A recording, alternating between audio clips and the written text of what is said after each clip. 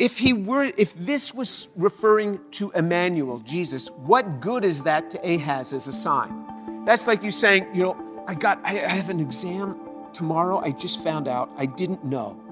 I just totally forgot. I just totally forgot this exam. And I come up and say, fear not.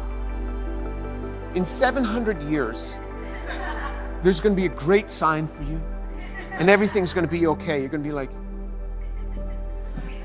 that didn't help me out at all. A sign 700 years later will do nothing for Ahaz, who is dreading these two kings from attacking his land. We are in Isaiah chapter 7. We're going to be reading from verse 10. Isaiah chapter 7, verse 10. Then the Lord spoke again to Ahaz, saying, ask a sign for yourself from the Lord your God. Make it deep as Sheol or as high as heaven. But Ahaz said, I will not ask, nor will I test the Lord. Then he said, listen now, O house of David. Is it too slight a thing for you to try the patience of men, that you will try the patience of my God as well? Therefore the Lord himself will give you a sign. Behold, a virgin will be with child and bear a son, and she will call him Emmanuel. And he will eat curds and honey. At the time he knows enough to refuse evil and choose good. For before the boy will know enough to refuse evil and choose good, the land whose two kings you dread will be forsaken. So there's a command to Ahaz, the wicked king, from Isaiah saying, ask for a sign. And then he says, I'm not going to ask for a sign. This was a command to ask for a sign. And he didn't ask for a sign because if he asked for a sign and his sign came true, he would be obliged to follow along this. But his intent all the time was to hire the Assyrians to protect him from the northern kingdom of Israel and from Syria from attacking him. So it says that God himself will give a sign. Verse 13, then he said, listen now, O house of David. So now he's addressing the house of David. Not just Ahaz, but the house of David. And as we talked about last time, each one of the word Y-O-U in this is plural, meaning he's speaking to a group of people, namely the house of David. Is it too slight a thing for you to try the patience of men, that you will try the patience of my God as well? He says, you push my patience a lot, Isaiah is saying. But now you're pushing God's patience here. To us, when we look at this, because we're living where we are in history, and this has already taken place, it's easy for us to wonder, well, why didn't they just get it? Why didn't they just understand? How come they're not seeing it like we see it? Well, it's because we're looking back on this event. These things were not always easy to understand. Jesus spoke about this in Matthew chapter 13, verse 17. He said, for truly I say to you that many prophets and righteous men desired to see what you see and did not see it, and to hear what you hear and did not hear it. And he says, these people that lived in this time, it was hard for them. In 1 Peter chapter 1, verses 10 and 11, the Apostle Peter tells us, as to this salvation, the prophets who prophesied of the grace that would come to you made careful searches and inquiries, seeking to know what person or time the Spirit of Christ within them was indicating as he predicted the sufferings of Christ and the glories to follow. So they had to make very careful inquiry to try to figure these things out. And even his own disciples, after he had risen from the dead, he said to his own disciples on the walk to Emmaus, he said, this is in Luke 24:25. Jesus said, O foolish men and slow of heart to believe in all that the prophets have spoken. So you see that the prophets have spoken, but these were not that easy for them to discern. And so he's saying here, he is going to be speaking, and what we're going to see is this rule of double reference, where you can have a prophecy, you can have prophecies in the Old Testament, and it's not that the prophecy has two fulfillments. Not at all. The prophecy has one fulfillment. But it's that there's a double reference within the prophecies that take place. In other words, you can have a sentence where the first half of the sentence speaks about one period of time, and the second half of the sentence speaks about a total separate period of time. So in other words, what we're going to see is there's prophecies about Jesus' first coming, and then hooked right onto that are prophecies about Jesus' second coming. And you would never know that those are separate events had there not been other scriptures to peg that out for us. And you might say, well, why would the prophet describe it that way? Why would God describe it that way? Well, remember, in most cases, Isaiah was transported into the future to see things, sometimes far into the future where he's prophesying things that are going to be taking place. Not just what he sees in the future, but he's then looking back from the future. So he's transported way down here, and now he's looking back and prophesying something over here. That's the way God thinks. Because when you live outside of time, we are restricted. We are parameterized by time. That is one of our dimensions. We have the three dimensions, X, Y, and Z. Then we have time as our fourth dimension. We are limited by each of these dimensions. For time, God lives outside of this, and he lives outside our three other physical dimensions. So he sees very differently than we see. So when he speaks, he will speak of something in the future, something far in the future, and something back over here. Again and again, God does that. And you say, well, why does he do that? Because when he's living outside of time, this is an indication for us to realize that our God lives outside of time. And what we're going to see prophecies strung together, and it's not just here. So, for example, in Zechariah chapter 9, verse 9 and 10, we're going to see that there's a prophecy concerning the first coming of Jesus and a prophecy concerning the second coming of Jesus between verses 9 and 10 of Zechariah chapter 9, without any gap between them. So it says, rejoice, this is Zechariah 9:9, rejoice greatly, O daughter of Zion. Shout in triumph, O daughter of Jerusalem. Behold, your king is coming to you. He is just and endowed with salvation, humble and mounted on a donkey, even on a colt, the foal of a donkey. And so this is speaking about a time period in Matthew chapter 21 where Jesus comes riding into Jerusalem on a colt. And so we're familiar with that. This is speaking of Jesus' first coming. That's verse 9. Now verse 10. I will cut off the chariot from Ephraim and the horse from Jerusalem, and the bow of war will be cut off. And he will speak peace to the nations, and his dominion will be from sea to sea, and from the river to the ends of the earth. So this is speaking of Jesus' second coming. From one verse to another, you get transported like this. You see the same sort of thing in Isaiah chapter 11. Isaiah chapter 11, reading from verse 1. Then a shoot will spring forth from the stem of Jesse, and a branch from his roots will bear fruit. The Spirit of the Lord will rest on him, the Spirit of wisdom and understanding, the Spirit of counsel and strength, the Spirit of knowledge and the fear of the Lord. And he will delight in the fear of the Lord, and he will not judge by what his eyes see, nor make decisions by what his ears hear. But with righteousness he will judge the poor and decide with fairness for the afflicted of the earth. All right, so that's one period. Now he takes a jump. He says, and he will strike the earth with the rod of his mouth, and with the breath of his lips he will slay the wicked.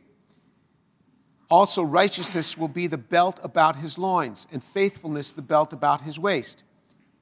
And now he jumps to another period. And the wolf will dwell with the lamb, and the leopard will lie down with the young goat, and the calf and the young lion and the fatling together, and a little boy will lead them. So you see he's jumping between periods of time. The first part, he was speaking about Jesus' first coming, so we look back on that. Then he's speaking about Jesus' future coming.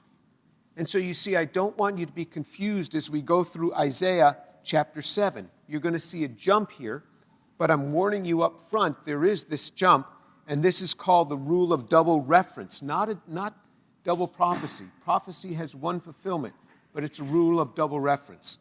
Just a quick reminder, this organization is run totally by volunteers, but we do have to pay for the production work. If you could help us out by going to give.jesusandscience.org, we'd appreciate it, or you can click in the description box below. If you can't give, we certainly understand, but please just give us a thumbs up and click subscribe. Thank you. So he says here, that verse 14, therefore the Lord himself will give you a sign. So you see back up in verse 11, he said, you go ahead and ask for a sign. It can be deep as Sheol or as high as heaven. So between heaven and hell, you can choose anything you want. Choose any sign you want, I will give it to you. Ahaz refuses to do it, so God himself says, I'll give you a sign. So this is going to be some big sign. God chooses a sign. He says, behold, a virgin will be with child and bear a son, and she will call his name Emmanuel. Actually, the word is Alma, this word virgin. We understand in English what virgin means. There is no mistake. In English, it is very clear. Virgin has a meaning, and we are clear on that meaning. This word virgin, the words that is used here is Alma. In modern Hebrew, the word virgin, to be equivalent with our word virgin, would not be Alma, it would be Betula. That is the word that is used today in modern Hebrew, but it was never that in classical Hebrew. And so in classical Hebrew, Betula, some people say if he was really speaking of a real virgin, he would have used the term Betula. No, classical Hebrew used the word Alma. But what else is here is it says it's not just Alma. It has here the definite article. It has Ha Alma, not a virgin, but the virgin. Ha Alma. This the virgin. And so the rules of study for the Jews is clear. When it says the virgin, you have to look in the immediate context. What's the virgin that he's talking about? Who is this virgin he's talking about? But there is no virgin, there is no woman talked about in this chapter, nor in the chapter before. There's nowhere in this context that he's speaking of a woman. So why is he saying the virgin? It's translated in our Bibles as a virgin, but look in the Young's literal translation. It will say the virgin. It is very clear. It is Ha Alma. And the virgin. So the rules of Jewish study are always, if there is nothing in the immediate context to tell you who he's speaking about, it is who would a typical Jew think about for using that definite article, the word the virgin. Not a virgin, but the virgin. And what that harkens back to is Genesis chapter 3, verse 15. Genesis chapter 3, verse 15, it was put before us a mystery. And it is this. And I will put enmity. God is speaking to the devil. And he says to the snake, he says, and I will put enmity between you and the woman, and between your seed and her seed. And he shall bruise you on your head, and you shall bruise him on the heel. This is a very strange verse. It speaks of the seed of a woman. Always in Scripture, generally it's speaking about the seed of a man. But here, what is the seed of a woman? There was no earthly father. So this is the seed of Mary. This is the seed that Mary was going to bear. And this seed was the Messiah. This was a prophecy in Genesis chapter 3, verse 15. A promise that the seed is going to be of woman, and that seed would conquer the enemy. This is now explained to us in Isaiah chapter 7. Isaiah is revealing to us what Genesis was talking about. I mean, this guy just nails it over and over again. And he's talking about the virgin. The virgin is making reference to Genesis 3:15. And he says the word virgin. Virgin classically always meant the equivalent, Alma always meant classically the equivalent of our word virgin. which, by the way, God has always prized virginity. And so he says, Alma. And what happens is, so I read, we have three big classical rabbis that Jews will read their interpretation of things. There's Rashi, there's Radak, and there's Ibn Ezra. And so these three classical rabbis that all are medieval rabbis, they lived between about 1000 and 1200 AD. By 1000 and 1200 AD, you can see the rabbis were trying to cover up anything that was Christian. So they say this is speaking of Hezekiah, which just doesn't fit at all. And they will argue that Alma doesn't necessarily mean virgin. It necessarily means virgin. They will argue that Betula is the word that he would have used if he meant virgin. But that's actually not the case. Christian theologians have dissected this. I mean, you can find whole books on their dissection of this. It is so vast what the Christian theologians have done, and it just swamps anything that the rabbis have written on this. And so, for example, if it were Betula,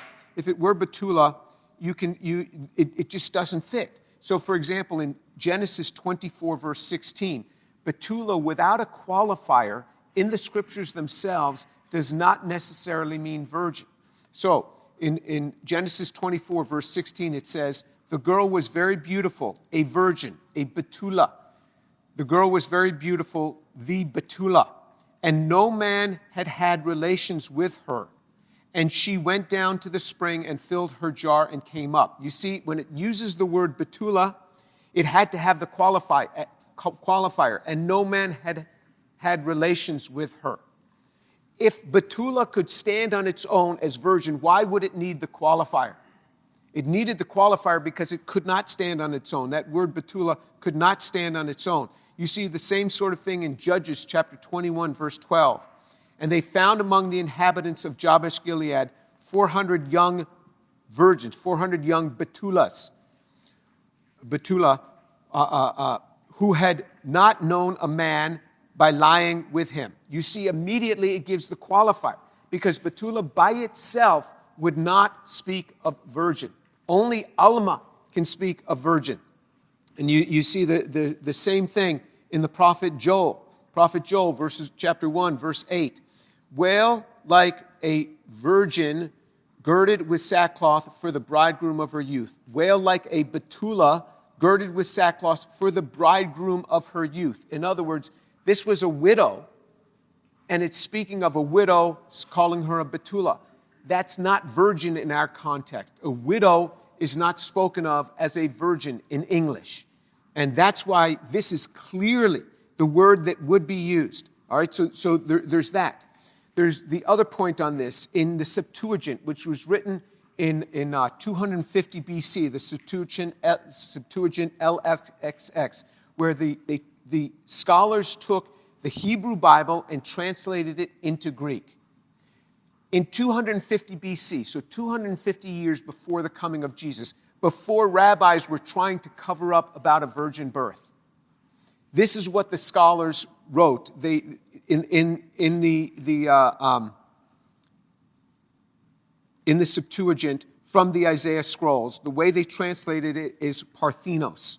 Parthenos means virgin in Greek. Parthenos, clearly virgin. So you see the scholars, the rabbinic scholars prior to the coming of Jesus were using the word, this word Parthenos for virgin. This is clearly virgin, and we know this is a virgin from Luke chapter 1, verse 26. It says, now in the 6th month, the angel Gabriel was sent from God to the city in Galilee called Nazareth, to a virgin engaged to a man whose name was Joseph, of the descendants of David, and the virgin's name was Mary. It just nails it. This is a virgin. It tells us in the New Testament. This was a miracle. It was an absolute miracle. If it is not here in the prophet Isaiah, then there is no other prophecy within the entire scriptures that tells us what Gabriel says in the gospel according to Luke. That's where the prophecy came of the virgin birth. And clearly, the rabbis prior to the coming of Jesus, they weren't trying to cover up anything, and they clearly translated this as virgin. There's the area of cognate studies. There's other Semitic languages. So there's Arabic, Ugaritic, Phoenician, Babylonian, Ebalaite, Aramaic, and all of them use this alm, which is the root of alma, meaning a virgin. All of them say alm is virgin.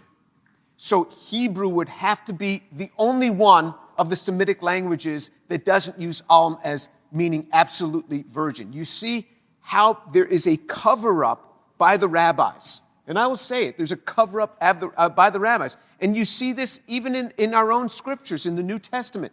They tried to cover up the resurrection of Jesus. They encouraged the soldiers to lie and to say the body was stolen when we were asleep. These disciples stole the body when we were sleeping, which is a total lie, because if the soldiers were sleeping, how do you know who stole the body? Even the lie doesn't make sense. They were trying to cover this thing up. And you see the cover-up in the medieval rabbis. These great medieval rabbis are covering this thing up. But prior to their coming, so 1,200 years before these medieval rabbis, the rabbis were properly translating this. And finally, they'll say, well, this means maiden, just an unmarried woman. Look, an unmarried woman having a baby is not much of a sign. I guarantee you in this city there were more than a dozen unmarried women this weekend had babies. There's nothing miraculous about that. Unmarried women have babies all the time. Happens in this city every night, every day. Dozens of them. That's not a miracle. God said, I'm going to give you a miracle. I'm going to give you a sign. It's going to be as high as heaven or as low as Sheol. I'm going to give you. It's a sign when it's a virgin. You see, this is clearly a virgin birth. And this is where it's prophesied. Okay? And so don't let anybody, convince you differently. All right? They're wrong. Right? And you can trust me or read about these. Christian scholars have just they ate the rabbi's lunch on this one. Here's an important question. Why would anyone believe that a man named Jesus died and rose from the dead? If you don't believe in the physical resurrection of Jesus Christ, send an email to tour@drjamestour.org and we'll set up a meeting and I will tell you about why I embrace the resurrection of Jesus Christ. Chapter 7, verse 15. Now it says, verse 15, he will eat curds and honey at the time he knows enough to refuse evil and choose good. So when he comes to be able to choose evil, to refuse evil and choose good, when a boy comes to a time of being able to refuse evil and choose good, so in other words, there's some moral standing in this boy. Well, how do you really know? It's kind of nebulous. Does he? Well, he says it's going to. He says that he will eat curds and honey at the time he knows enough to refuse evil and choose good. So if he's eating curds and honey, some Bibles translate it butter and honey. It's just coagulated milk, fat is what it is. I mean, it's you can do it by adding an acid like lemon, or you can do it by heating it up, or you can do it by trituration. Trituration means pounding on it, so eating curds and honey. When this boy is eating curds and honey, then you know that he knows enough to refuse evil and choose good.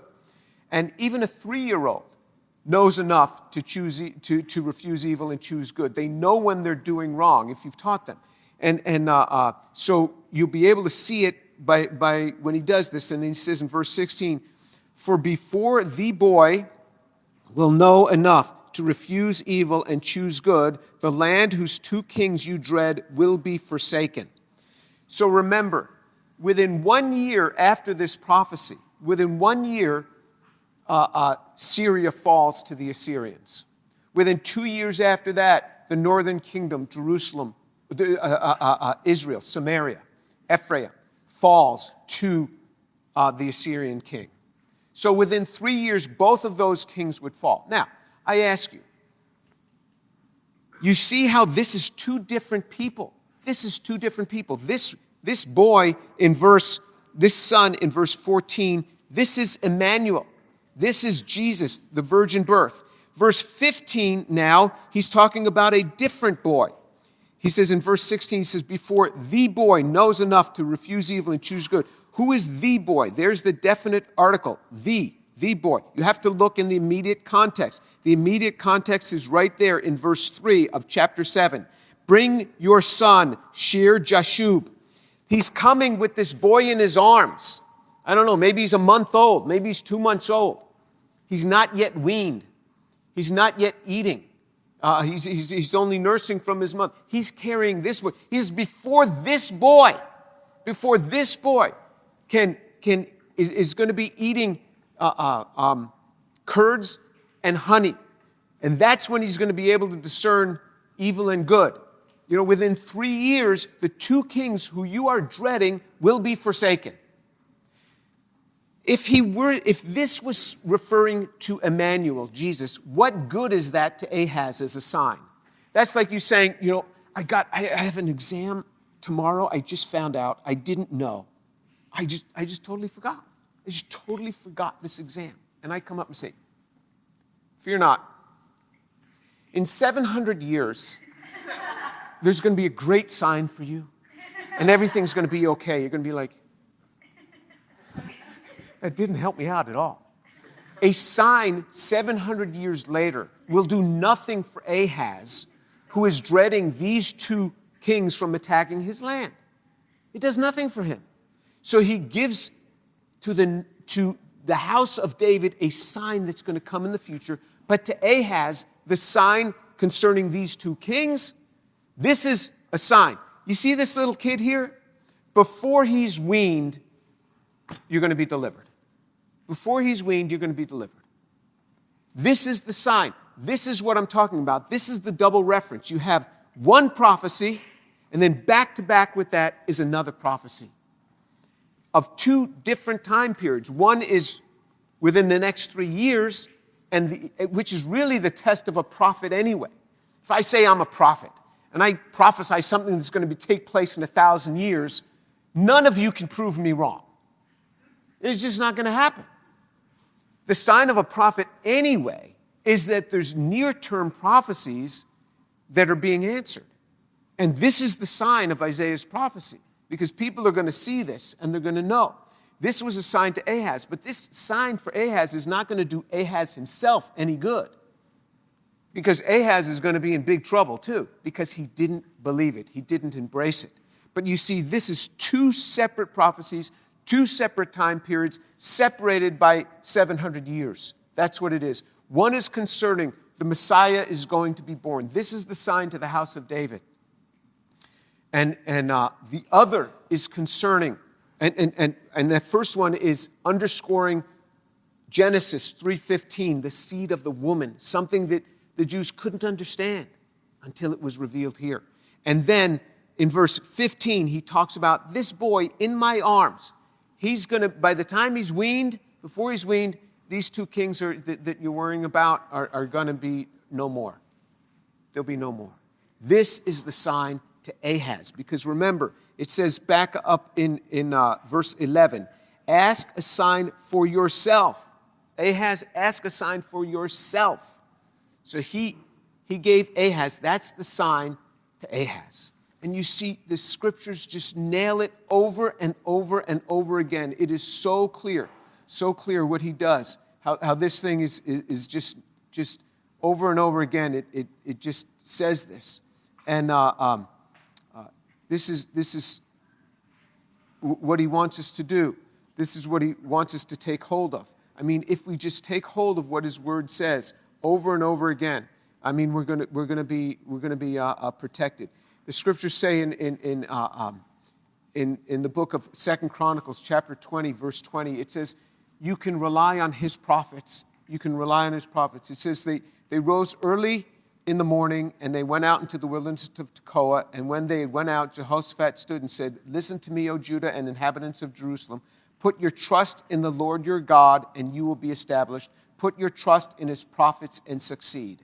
You can trust this book. You can bank on this book. You trust God, you trust his prophets. What is written here is trustworthy over and over again. This is what he wants us to take hold of. Let's pray. Lord, thank you so much for your word, that over and over again, your word is true. It has been tried, and it is true. We have seen these prophecies fulfilled concerning Syria, concerning Aram and the northern kingdom. We've seen the prophecies fulfilled concerning the virgin birth, concerning the coming of Jesus. And Lord, these other prophecies that go beyond that, they too will be fulfilled concerning his second coming, concerning the kingdom beyond that. Lord, I pray your grace upon these young people, that they would learn to put their trust in you and be established, and to trust your word, the prophets, and to trust your word. Father, that they could bank on this. Lord, your grace abound upon them, I pray. The grace of Jesus, I pray. For the glory of Jesus, and in his name, amen. If you're enjoying this series, give us a thumbs up and click the subscribe button, and that way you'll hear when we're coming out with new videos. There are no salaried employees in this organization. All the accounting, all the legal work, that's all done by friends of mine. The only thing that I have to pay for is the production work, and if you could help us out with that, I'd appreciate it. There's a link below where you can just click on that and help us in several different ways. Thank you.